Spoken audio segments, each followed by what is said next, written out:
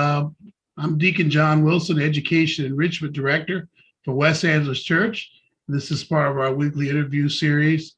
Gives me a chance to launch a major initiative across our program and in our church. We want to get behind a particular proposition that frankly, and I'm really involved in this stuff, you guys, I know what's going on. Frankly, I had not heard of. One of my assistants who left me to go back to grad school mentioned something about before she left, I think, but I didn't get any details, but thank God somebody found me. I don't remember, it was Keith probably first. Somebody tried to land on my planet and told me a little about it. I was immediately interested and met a great group of people who are pushing a fine initiative, proposition that I think needs some attention. And I'm going to question them about it. If you're a parent in our program, we do these things. I'll be talking about the math framework next week. You guys know how I feel about that. But I have here Doug Hauser, who will open up with a brief but a good explanation of what the proposition is, what it's all about, and what we hope to do, what he needs from you. We'll close with what we need from you. I will close with that, kind of a little altar call at the end. But let's go ahead and bring Doug on. I also have Anita here, Miss Ashley's here, Keith's here. I think we have everybody here we need. I want to leave some time for Keith before he has to go to a meeting. But let's start with Doug Hauser. Hey, thank you very much, Pastor Wilson. Okay, we are collecting signatures to create a ballot initiative in November. When this passes, it will be a California constitutional amendment, which protects it from too much interference by the government itself, because we know that they're hostile. What it will create is an optional program. This is purely optional. No one has to participate at all. But any parent who wishes to can create what we call an education savings account for their child. However, they don't have to put their own money in. They are entitled to their share of Proposition 98 funds for K through 12 education. That's already in the Constitution. It's already fixed. It changes every year, but it is there, and we don't change it at all. Next year, that share per pupil will be $14,000 per pupil per year. The parent has a property right to that money, but they can't do just anything with it. They can't pay the mortgage. They can't buy a car. They can only use it to send the child to an accredited school, a private school or a church school, or they can homeschool if they fill out the paperwork to become an accredited homeschooler. That's basically it. That's the plan. Our stats show that 70% of the private schools in California charge less than that amount. So that means there will be money left over for most people. And one great wrinkle we added to this plan that I don't think any other state has, which is that this is not a voucher. This is a savings account. Whatever money the parent does not spend out of that money remains in the account. It rolls over and accumulates year after year after year. And when the child graduates, that money is their college fund or can be used for any accredited vocational training or trade school. And those benefits stay available to them until they are 30 years old. So a kid who gets out of high school and joins the military or goes to work at a job or starts a business or even just kicks around for a few years, doesn't know what they want to do, and a few years later, they want to go back to school, that money is available for them to go back to school. And of course, the initiative is filled with protections for the private schools and homeschoolers. So the state cannot dictate curriculum, cannot dictate hiring and firing policies, cannot create excessive auditing requirements or excessive testing requirements. Our goal was to create true choice. So once the school is an accredited school, then they are free to operate in a way that pleases the parents. And that's basically how it works. Yeah, I was particularly liking that you clarified it's not really like a voucher. It's very different, very unique, and not like other states that I've heard about this as well. I really think this is really a great program, parents, and you really should be interested in this in regard to choices for you in the future for your students. And even if your student has already gone through, why not give back and support this initiative with a signature? We'll talk about that in a little bit. Keith, could you add a little bit too, from your perspective, working around LAUSD and things like that? Here's the thing. I think school choice is the bomb. I think it is excellent. It is great for the people. It is similar. It will be advancing as I go. And I think that it's important that people know that education is the key. So I am on board 100%. Great. And I thank Doug for being so clear on how he explains it. Nobody can do it like Doug. Absolutely. And I'm more to say, ask him. Hey, Doug, just one question for you, Doug, along those lines. How critical is it that you get these signatures? Make a pitch for signing this real quick. Could you? This is it. We are about halfway through the period of collecting the signatures, and we're just barely about halfway through the number of signatures that we need. So we've got to pick up the pace. There's good news in that until recently, there was a rival initiative, which was not as good as ours. It left out homeschoolers and had a bunch of other defects, but it kind of had people confused because they were similar in idea. About 2 weeks ago, they withdrew and they essentially endorsed our initiative. And since then, the pace of volunteers collecting signatures and the number of signatures has increased. So I'm very hopeful. And more churches are now coming online with us, as it were, because there's not this confusion of, oh, should we support this one or that one?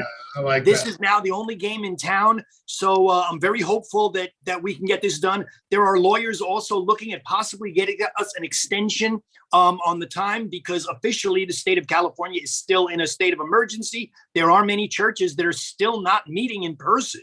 So, yeah. Well, we are. Hopefully we get a sympathetic judge who can say, yeah, you can get another couple of months to do this, but we can't count on that yet, even though lawyers are doing that.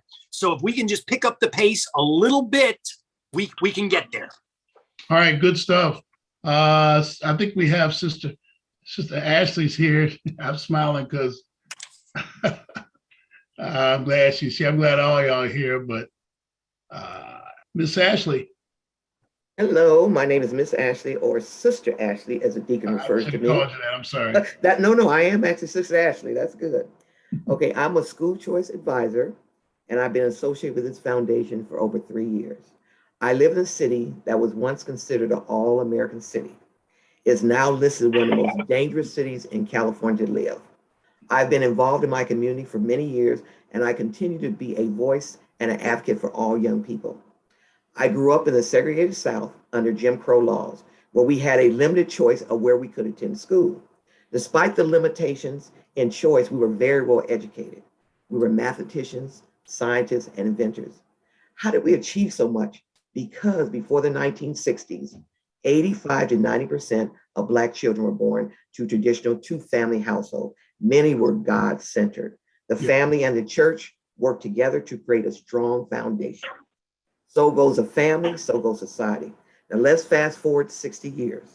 Now approximately only 25% of Black families are two-parent households, and many of our children have no spiritual connection at all.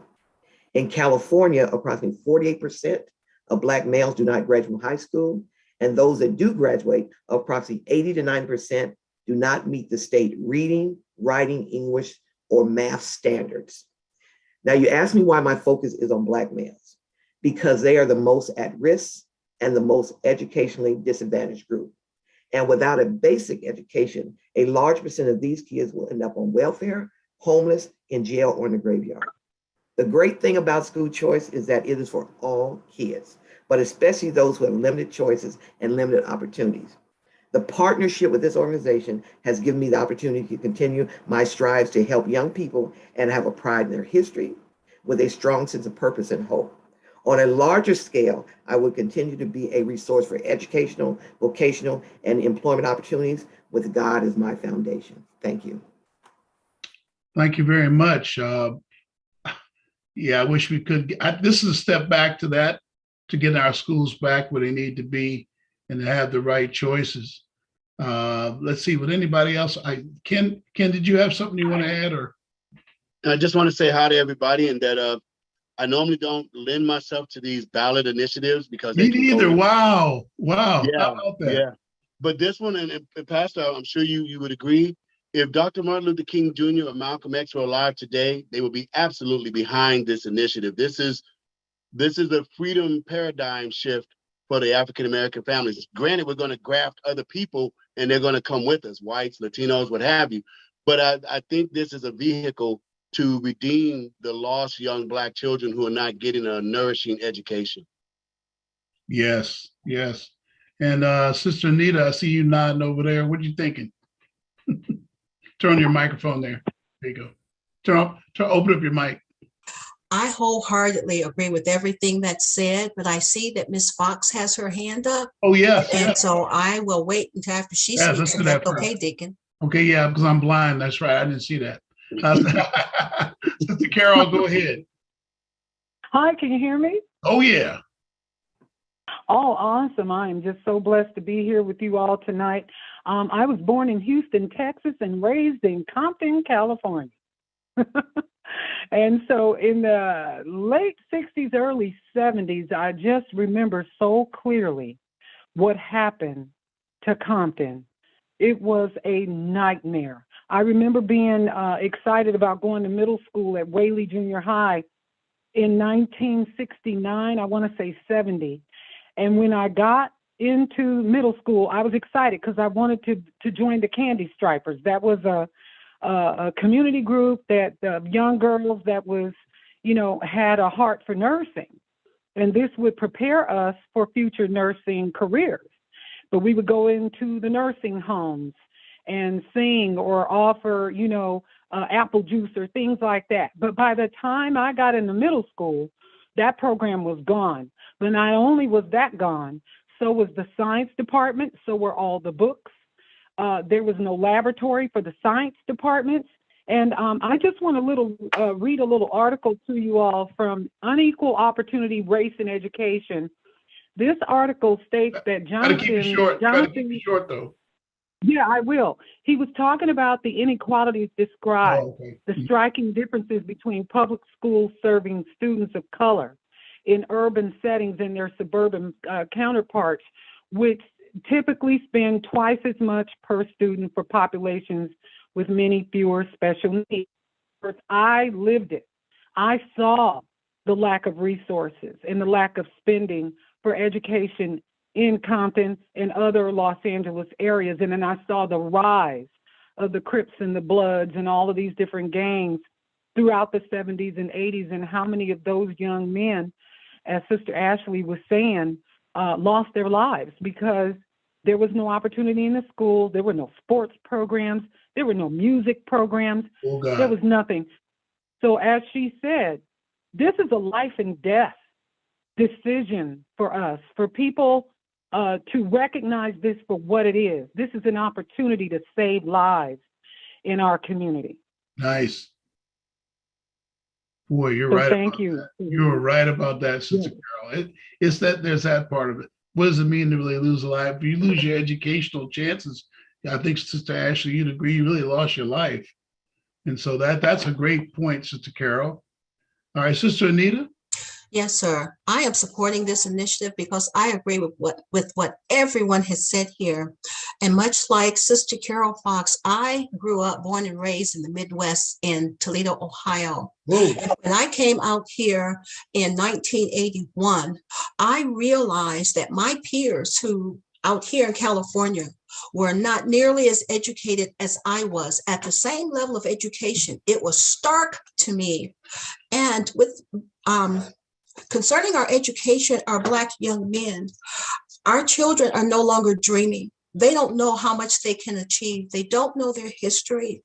And just like someone perpetrated against us in the 60s, I have to say I was a product of the Great Society. I remember the social workers that came to our home in the 1960s. And my father couldn't be in the home, or else we could not get the help. I remember all of those things. And as Ms. Ashley said, fast forward today, that influence where they fed us, offered us food, that was a deception, trickery, and we have not prospered at all, except for the Blacks that went and got educated. Even though it's in the public system, school system, the university systems, they were educated. And everyone that applied themselves has lifted themselves out of poverty. They can dream, they can reach their dream. And we need to offer that to our children. They deserve that. It's our spiritual responsibility as well. So that's why I'm supporting the initiative. Oh, yes, yes. Ooh, you guys give me goosebumps. Let's see, Jana, Ronald, you want to say something? You got something you want to say about this? Then we'll go back to Brother Doug there. Jana, Ronald? Okay. And so really we need to close the deal. Here's what I officially want to say. I'm going to be on here hopefully a week from today, doing a symbolic signing somehow. We're working it out at my office. Michelle has some crazy ideas. So, you know, we're going to actually show me signing it and talking about it. And I'm going to interview some of my 3 or 4, I have 3 key leaders I've identified now that are super interested just looking at your videos. They didn't have to even do this. So I'll be working on that this week. I'll need a little bit of a consultative help, but I think you want signatures. I'm ready to sign. I got at least 20 people who will sign right now. It'll be more as we start to meet with our members. Doug, did you have anything else that you thought of along the way that will help us or that will help parents to take that plunge? Why should they help? A couple of things. One is I totally understand, you know, your focus on your community. That absolutely makes sense. And I often say when I'm talking to people who say, oh, my kids are all grown up or something, I say, these are all our kids. This is the future of our country that is at stake. This is what we're talking about. And rich people already have their kids in private schools. They don't send Gavin Newsom and these other people. They don't send their kids to public schools. Let's give poor people and middle class people that same option as well. So, you know, like I say, to me, this is vital. How many kids are there who could be anything from an architect to a zoologist, and they don't even know what an architect or a zoologist is? They you know, and their potential is untapped, and it's, you know, it's destroying our country. I mean, that's just a fact. We're bound together in this nation, you know, so to me, this is a national security issue to get everybody educated. Let me say, we want the signatures, but we also want volunteers to collect signatures. We want not only everybody in your church to sign, we want them all to go to our website, download a petition. You can now download the petition. It has to be put in order with the signature pages are the last pages, not the front pages like on the other one. I think there's 14 slots for signatures. That's one little neighborhood, one street, or, you know, half of a block or something. If everybody goes out and gets 14 signatures, we're cooking. That's sort of our goal, is to multiply the effect. And of those people, some of those people will say, give me an extra petition and I'll get 14 more signatures. And that's what we need, that multiplying effect. And what is our website? Our website is CaliforniaSchoolChoice.org. CaliforniaSchoolChoice.org, everyone. And you'll be hearing that a lot from me over the next few days, parents, and weeks, whatever it takes. CaliforniaChoice.org. California School Choice. CaliforniaSchoolChoice.org. Go ahead, Sister Ashley. You know me. You're going to have to email it to me, somebody. Y'all know how challenged I am. I do want to say that I saw Brother Ken signifying during that last thing. I do want to say, as an interesting Brother Ken, better for thee and not for me. You know, you know what I'm talking about. A certain Ram game this Sunday, you know, where never mind with masks, but I won't get into that. Well, if I can add to that real quick, what was put on my spirit, man, is to say to our people this one thing: hypocrisy is but the tip of the iceberg of corruption. Oh, corruption! Yeah, you just called it out. Yeah, that's corruption. Yeah, you're right. We got to get out from underneath these people. We got to get our children out. You know, real quick, like I was saying in a meeting the other night, we're the giants and the children are little. And mama takes that child to the school, and in that child's mind, they reason, well, this must be okay because my mama brought me here. So transgenderism must be okay because my mama brought me here. Global warming must be okay because my daddy dropped me off here today. So these things must be right because my parents left me here. Oh man, I haven't heard it said like that. That's really Well, good. Man, if you were, we got to make another Loudon County thing happen here, me and you. Ken, we got to Pastor, I set only this speak off, what the man. Lord gives me to speak. All right, Sister Ashley, any final comments here before I close it out? Yeah, so imagine you're in a neighborhood and you have a dividing line of Main Street, and you're south of Main Street, and south of Main Street, you just have one restaurant, and everybody south of Main Street has to go to that one restaurant. When you look across the street, north of Main Street, you have tons of restaurants that you could go to, different varieties, but because you are south of Main Street, you only can go to that one.